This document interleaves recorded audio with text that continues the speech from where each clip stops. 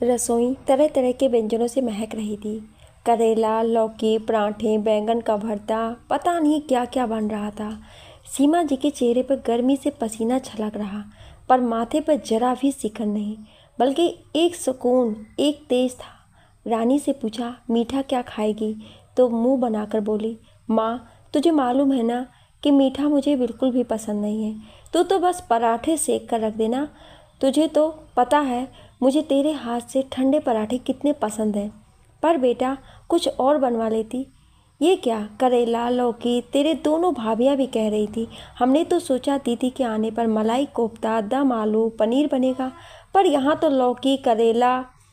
माँ, कहने दे जिसको जो कहना है। मैं तो तेरे हाथ की ये चीज़ें खाने की तरस जाती हूँ। साल भर बाद सीमा जी की बेटी रानी आ रही थी। वैसे तो साल में 2 चक्कर लग जाते हैं, पर उसकी सास की तबीयत सही नहीं थी तो आ नहीं पाई। सीमा जी के पैर जमीन पर नहीं पड़ रहे थे। दोनों बेटे भी कह रहे, अब तो मम्मी के घुटनों का दर्द सब गायब हो गया। आखिर उनकी लाडली जो आ रही है। सीमा जी ने अपने बहुओं से कह दिया था, रानी के लिए खाना मैं बनाऊंगी, उसको मेरे हाथ का ही खाना खाना है। दोनों भाभियां बोली, चलो मम्मी जी, इसी बहाने हमें भी रसोई से छुट्टी मिल जाएगी। मनोज जी, नेहा के पापा, बाजार से आम, खरबूजे, तरबूज सब ले आए। बार बार दरवाजे पर जाकर देखते कहीं आ तो नहीं गई, जबकि अभी उसके आने में समय है। रसोई में आकर देखते सब सही से बन रहा है ना, उसकी पसंद का ही है ना। फिर जरा सी आहट पर भागे भागे बाहर जाते। सीमा जी भी बार बार घड़ी देखती, उनके लिए घड़ी की सुइयां जैसे वहीं अटक गई हो। फिर रानी को फ़ोन लगाकर पूछती, बेटा कहाँ तक पहुँची? बहुत देर हो गई। अरे मम्मी, अब रास्ते का जो समय है वो तो लगेगा ही ना, अब उड़ कर तो पहुँच नहीं पाऊँगी। वैसे तो मन कर रहा है कि उड़कर तेरे पास आ जाऊं। रानी को अच्छा लगता है जब माँ पापा उसका इतना बेसब्री से इंतज़ार करते। दोनों बहुएं बोली, मम्मी जी, आप तो ऐसे अधीर हो रही हो जैसे कि दीदी पहली बार आ रही हैं। सीमा जी बिना कुछ बोले अपने काम में लग गई। कैसे बताएं कि उनके लिए तो वो जब भी आती है लगता पहली बार आ रही है। सच, कितने लाड से पाला था उसे। दोनों भाइयों की इकलौती बहन, मुंह से शब्द निकलते ही चीज़ें हाजिर। घर के किसी काम को हाथ नहीं लगाती। दोनों भाई भी उसे कुछ नहीं करने देते, सारा काम खुद ही कर देते। और मनोज जी तो उसको इतना लाड से रखते हैं कि इधर उसके मुंह से कुछ निकला नहीं, उधर चीज़ हाजिर। दोनों भाई शुरू से पापा से घबराते। उनको अगर किसी चीज़ की ज़रूरत होती तो वो रानी को ही कहते। वो पापा और भाइयों के बीच पुल का काम करती। सच, पूरे घर की रौनक थी। एक दिन भी घर में ना हो तो घर खाने को दौड़ता, और फिर उसको हमेशा के लिए इस घर से विदा कर दिया। कितना रोए थे सीमा जी और मनोज जी, जैसे किसी ने उनका कलेजा निकाल कर रख दिया हो। दोनों भाई तो चुप से हो गए, जैसे उनकी जान ही चली गई हो। उसके जाने के बाद घर वीरान सा हो गया। साधारण दिन तो छोड़ो, त्योहारों पर भी रौनक नहीं होती। रानी शादी कर ससुराल चली गई, पर दोनों भाई अभी भी हर छोटी बात पर रानी को फ़ोन लगाते। पापा से कुछ चाहिए होता तो रानी को बोलते। सीमा जी कितनी बार कहती थी, अरे अब वो पराई हो गई, ससुराल में कितने काम होते हैं, क्यों परेशान करते हो उसे। दोनों भाई कहते, क्या काम है उसे, कितने नौकर चाकर तो हैं उसके घर में। आपकी बेटी कुछ काम नहीं करती, यहाँ भी आराम करती थी और वहाँ भी। बहुत नसीब वाली है आपकी बेटी। सीमा जी अपने बेटों को मना करती, ऐसे मत बोलो, नज़र लग जाएगी। इधर वो मन ही मन सोचती, हम औरतों को आराम कहाँ नसीब होता है। भले कितने नौकर चाकर हों, पर शादी के बाद की जिम्मेदारी वो एक औरत ही जानती है। उसके बाद दोनों बेटों की शादी हो गई और वो अपनी गृहस्थी में व्यस्त हो गए। सीमा जी और मनोज जी को अभी भी साल भर नेहा के आने का इंतज़ार रहता। उसकी बहुत याद सताती थी। सीमा जी अपने ख्यालों में खोई पराठे सेक रहीं। आखिरी पराठा भी सीख गया। ख्यालों में थी फिर भी पराठों की गिनती नहीं भूली। कौन कितने पराठे लेगा सब हिसाब था। सच, हम औरतों का गणित अलग ही होता है। 2 पराठे ज़्यादा सेक दिए अगर किसी को ज़रूरत हुई तो, नहीं तो कल वो ठंडे खा लेगी। तभी गरम तवे पर हाथ लगा और जब जलन हुई तो अपने ख्यालों से बाहर आई। जलन होने पर भी घी दानी में से हल्का सा घी लगा लिया। सच, यही दर्द मिला और यही दवा, और किसी को भनक भी नहीं लगने देती। वैसे भी ये जलन क्या दर्द देगी, हम तो तानों की जलन भी सह लेते हैं और चू नहीं करते। कितनी अजीब होती हैं ये औरतें। रानी के आने का समय हो रहा था। सीमा जी ने उसके 2 पराठे बीच में दबा दिया जिससे मुलायम रहे। मुलायम पराठे पसंद है उसे। वो खाना बनाकर रसोई समेट ही रही थी, तभी रानी की गाड़ी की आवाज़ आई। गाड़ी का हॉर्न सुन सीमा जी का दिल पता नहीं क्यों ज़ोर ज़ोर से धड़कने लगा। तभी मनोज जी के चिल्लाने की आवाज़ आई, अरे कहाँ हो, जल्दी बाहर आओ, लगता है रानी की गाड़ी आ गई। और वो बाहर की ओर भागे। जाने क्यों सीमा जी चाह कर भी बाहर नहीं जा पाई। उनके पैर वहीं जम से गए। वो बाहर जाना चाह रही पर उनके पैर उठ ही नहीं रहे। आखिर ऐसा क्या हो गया। इतने में दोनों बहुएं सीमा जी की हालत देखकर बोली, मम्मी जी क्या हुआ, ऐसे क्यों खड़ी हो, दीदी आ गई। तब तक रानी माँ माँ आवाज़ लगाते हुए पूरे घर में उन्हें ढूंढ रही। रानी को सामने देख सीमा जी की आंखें छलछला आईं। दोनों भाई और भाभी उन दोनों को देख हंसने लगे और बोले, लो जी, असली भरत मिलाप तो अब होगा। सब लोग ठहाका लगाकर हंसने लगे। इधर नेहा भागकर माँ के गले लग गई। कितनी असीम शांति मिल रही थी दोनों को। सब इन दोनों को देखने में व्यस्त हो गए। इधर मौके का फ़ायदा उठाकर मनोज जी ने सफाई से अपनी भरी आंखें सबकी नज़र बचाकर पोंछ ली। अपनी भावनाएं छुपाने में ये पुरुष लोग किसी से कम थोड़े ना होते हैं। सबको माँ की भावनाएं दिख जाती हैं, पर पिता के, वो ज़िंदगी भर अपनी भावनाएं अपने बच्चों से छिपाता है। भले ही उनके सामने कठोर बनता है, पर अंदर से मोम की तरह होता है। अपने बच्चों के लिए कितनी ही ममता भरी हो, पर बहुत ही मुश्किल से बच्चों को अपने पिता की ये ममता देखने को मिलती है। अरे अब मम्मी के ही गले मिलती रहोगी, पीछे हम भी हैं, कहते हुए रानी के छोटे भाई ने उसकी चोटी पकड़कर खींची। रानी उसको मारने भागी। ये देख सब हंसने लगे। सच, बेटी कितनी भी बड़ी हो जाए, मायके में आते ही बचपना लौट आता है। अपना बचपन जीने ही तो आती है वो यहाँ।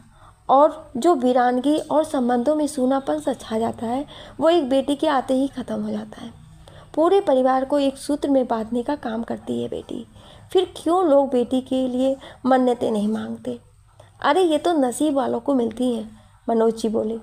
अरे क्यों आते ही उसको परेशान कर रहे हो, सफ़र से थक कर आई है।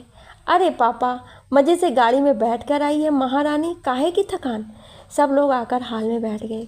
तभी रानी बोली, माँ, करेले की तो बहुत अच्छी खुशबू आ रही है। कहती हुई वो रसोई की ओर भागी और टिफ़िन में से एक पराठा निकाल कर उस पर करेला डालकर रोल करके खाने लगी। शुरू से उसे ऐसे ही खाना खाना पसंद था। सीमा जी बोली, अरे बेटा, हाथ तो धो ले, मैं तेरा खाना लगा देती हूँ। हालांकि उनको रानी को ऐसे खाते देख असीम सुख मिल रहा था, पर कोई कुछ कहे नहीं, उस पर हंसे नहीं, इसीलिए उन्होंने ऐसा बोला। उसकी भाभीियों ने भी बोला, दीदी आप मुंह हाथ धो लो, फिर हम सब खाना खाते हैं। रानी बोली, अरे बैठो भाभी, मुझे ऐसे ही खाना है। सच माँ, मैं तो तरस गई आपके हाथ का खाना खाने के लिए। और पराठा खाकर उसने अपने हाथ माँ के पल्लू से ही पोंछ लिए।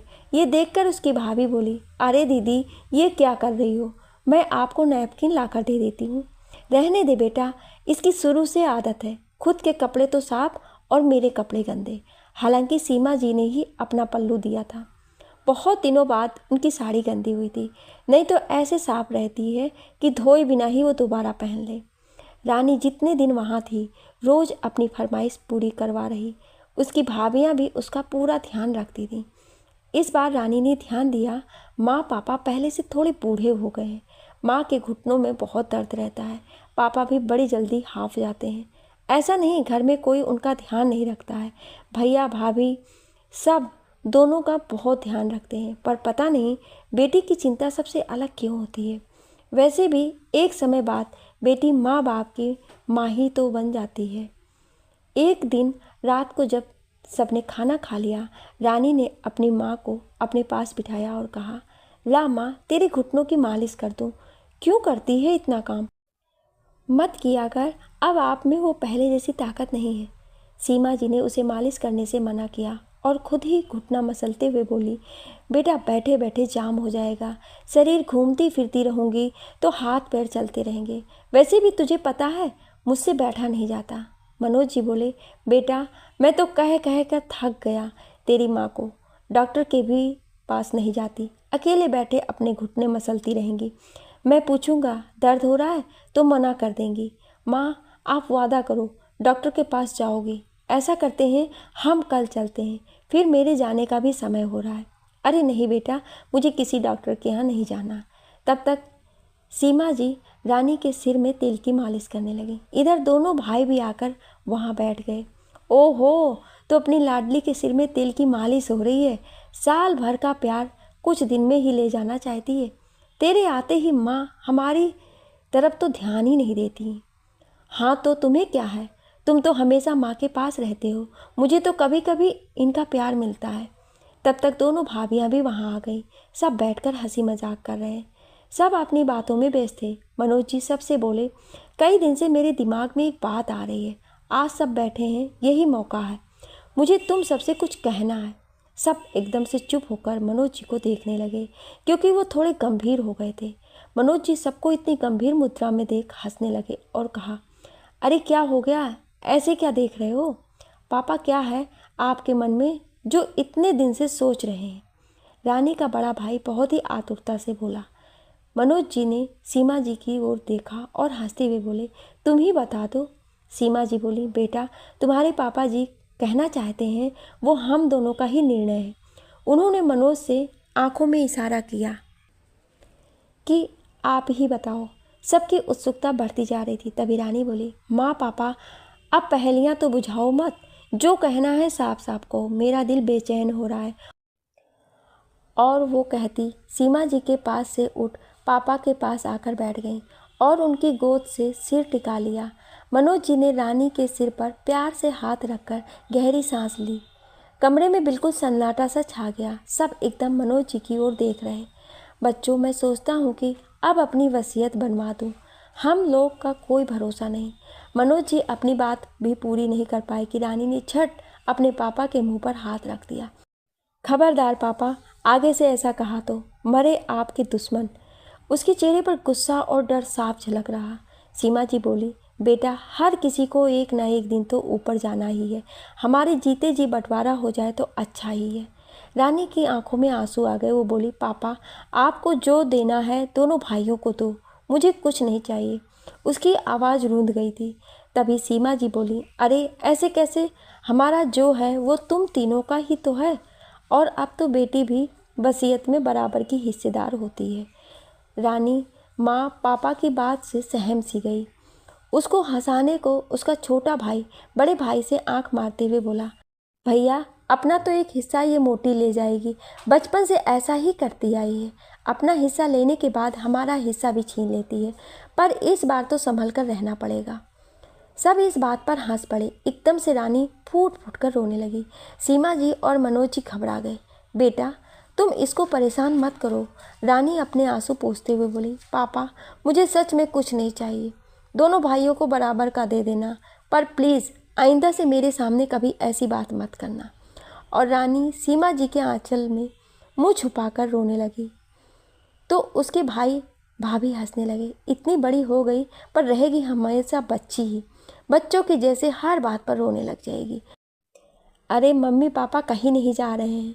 और पापा चलो, अब तो रानी ने भी कह दिया उसे कुछ नहीं चाहिए, इसका हिस्सा भी हम दोनों ही बांट लेंगे, पर फिर बाद में लड़ती लड़ती मत आना। हाँ हाँ नहीं आऊँगी। रात काफ़ी हो चुकी थी। सब सोने चले गए। माँ पापा को भी लेटते ही नींद आ गई, पर रानी की आंखों से नींद कोसों दूर थी। उस रात पता नहीं क्यों रानी माँ के कस के चिपक कर सोई। पापा की बात से वो सहम सी गई थी।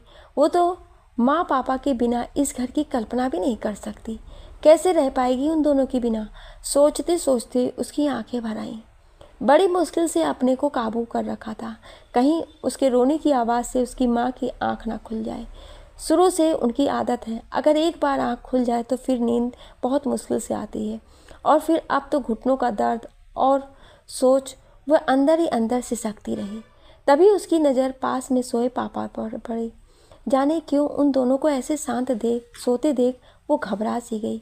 पता नहीं क्यों उसने धीरे से दोनों को छूकर महसूस किया। जब थोड़ी आश्वस्त हुई तो उसने मन ही मन प्रार्थना करी, भगवान मुझे कुछ नहीं चाहिए, बस मेरे माँ पापा का हाथ सदा मेरे सिर पर रहे। वो अपने ख्यालों में खोई थी। तभी उसकी नज़र अपने घर की दीवारों पर गई। घर की एक एक दीवार पर जैसे उसके माँ पापा की यादें हैं। जब से होश संभाला कभी उनके बिना जीने की आदत नहीं। याद है एक बार जब माँ बीमार पड़ गई, पूरा घर कैसे अस्त व्यस्त हो गया। हालांकि वो तीनों भाई बहन बड़े हो गए थे, सब संभाल रहे थे, पर माँ के बिना जिससे सब संभालना मुश्किल नहीं था। पापा भी माँ को ऐसे देख टूट से गए। कितनी बार उनको अकेले में रोता देखा। और जब पापा काम से बाहर जाते तो भी घर कितना सूना हो जाता था। माँ हम सबके सामने तो हंसती, पर उनकी आंखों की उदासी कहाँ छिपती थी। घर की खनखनाहट ही जैसे चली जाती। भले अब उसकी शादी हो गई, पर जब भी मायके की याद आती सबसे पहले माँ पापा की शक्ल ही सामने आती। माँ के बिना मायका नहीं सोचकर ही रोंगटे खड़े हो गए। कोई बात दुखी करती, कुछ राह नहीं सूझ रही हो तो सबसे पहले माँ को ही फ़ोन लगाती। पापा भी हर थोड़े दिन में फ़ोन करेंगे, बोलेंगे कुछ नहीं, पर उनकी चिंता उनकी बातों से साफ झलकती। जब तक संतुष्ट ना हो जाए कि मैं ठीक हूँ तब तक चैन नहीं पड़ता। नहीं तो माँ के पीछे पड़ जाते, उन पर गुस्सा करते। कैसी माँ है, उससे बात नहीं करती, वो तो झूठ बोलेगी कि वो सही है, पर तू तो माँ है, उसकी आवाज़ के पीछे का दर्द तो महसूस किया कर। भाई भाभी भले उस पर जान छिड़कते, पर माँ पापा वो तो उसकी सांसें हैं, बिना सांसों के कैसे जी पाएगी। अपने इन्हीं ख्यालों में खोई जाने कब उसकी आंख लग गई। कुछ दिन और वहाँ बिता। रानी अपने साथ सुनहरी यादों को समेटे अपने घर यानी अपने ससुराल आ गई। सच कितना ताजगी भर देता है माँ के घर वो थोड़े दिन रहना। उन यादों के सहारे ही तो अपने ससुराल अपने घर में रह पाती हैं हम। जिंदगी सामान्य रूप से चल रही थी। इसी बीच उसको पता चला उसके दोनों भाई भी अलग हो गए। परिवार भी बढ़ रहा था और आज के समय की ये दरकरार। हालांकि रानी ने जब सुना तो किसी भी बहन की तरह उसके अंदर एक टीस सी उठी। दिल को धक्का लगा। आज तक एक छत के नीचे बिना अपने पराये के रहते थे, वहाँ अगर बंटवारा हो तो दुख तो होगा ही, पर फिर मन को समझाकर रह गई कि अलग रहकर अगर प्यार बना रहे, बस यही उसकी कामना है। इस बीच अपनी जिम्मेदारियों के बीच वो भी काफ़ी समय से अपने घर नहीं जा सकी। अचानक किसी काम से उसको अपने मायके जाना पड़ गया। उसको खुशी हुई कि चलो माँ पापा से मिलना भी हो जाएगा। उसने सोचा सबको सरप्राइज़ दूंगी, सब अचानक देखेंगे तो खुशी से पागल हो जाएंगे। रास्ते भर वो बहुत खुश थी, साथ ही माँ पापा को देखने के लिए व्याकुल हो रही थी। कैसे होंगे? वैसे तो फ़ोन पर रोज़ बात होती थी, वीडियो कॉलिंग भी हो जाती, पर सामने देखे कितना समय हो गया। जाते ही अपनी फरमाइशें चालू कर दूंगी।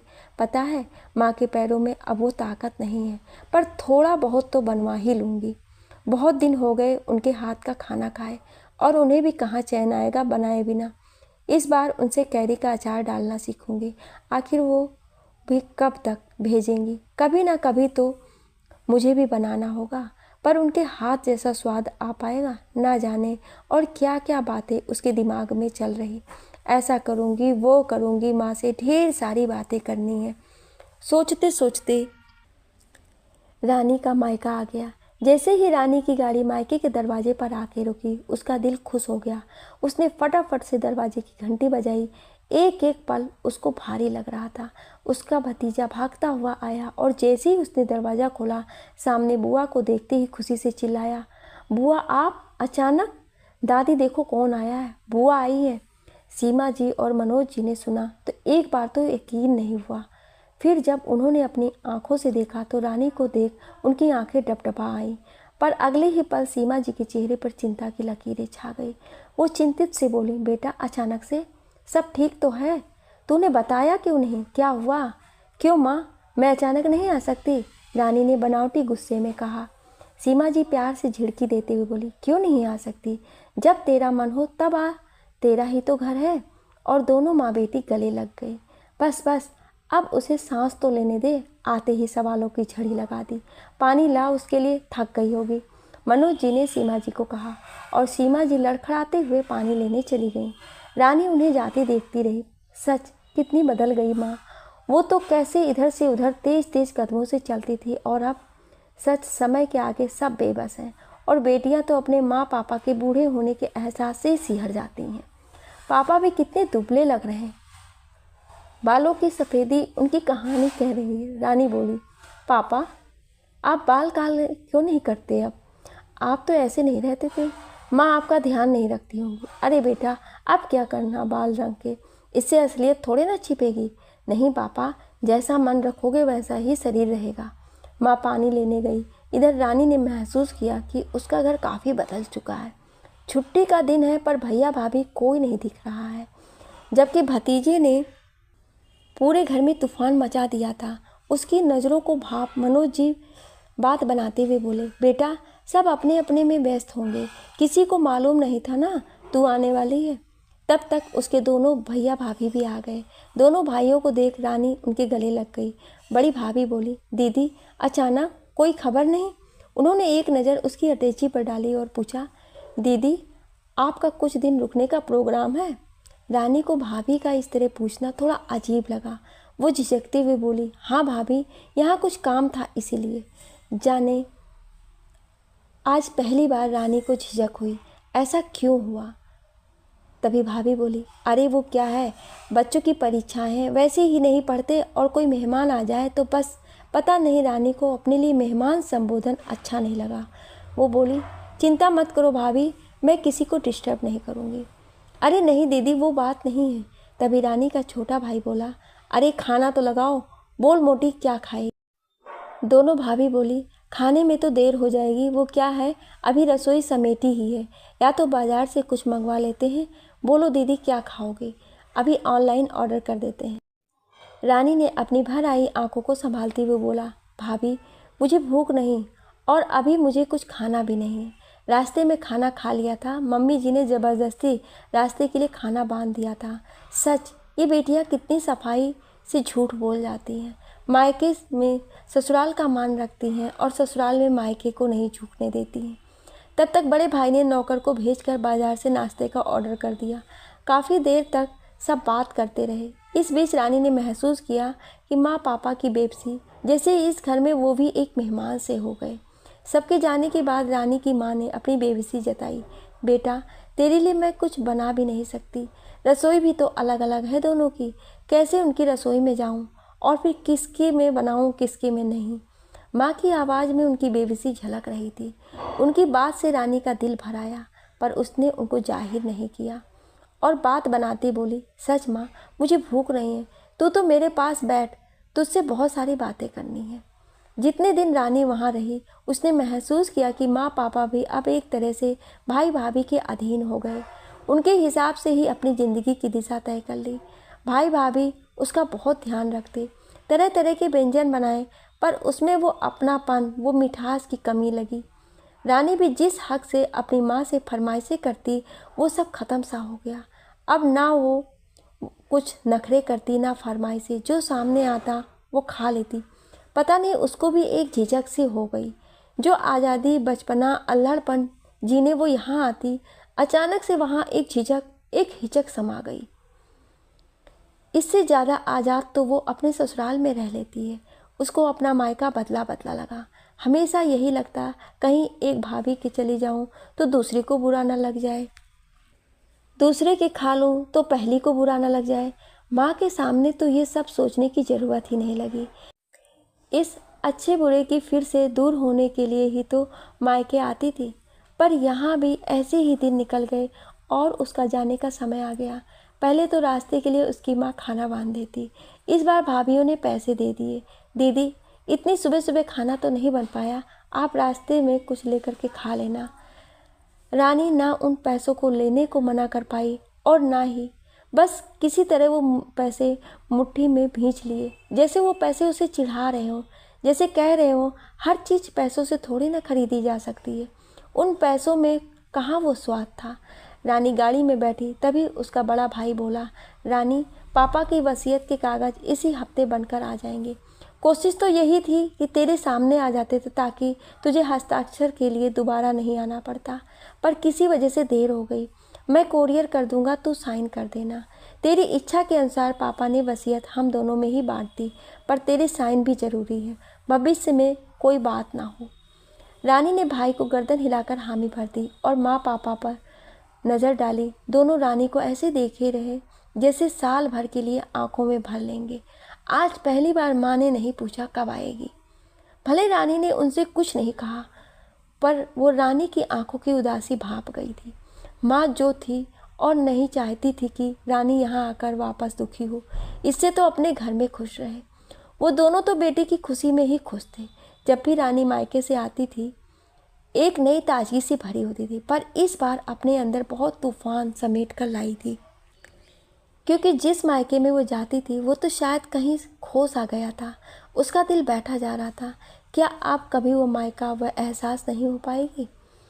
और अभी तो माँ पापा हैं, तब ये हाल है। अगर उन्हें कुछ नहीं, इस कल्पना मात्र से ही उसके बदन में सिहरन सी दौड़ गई।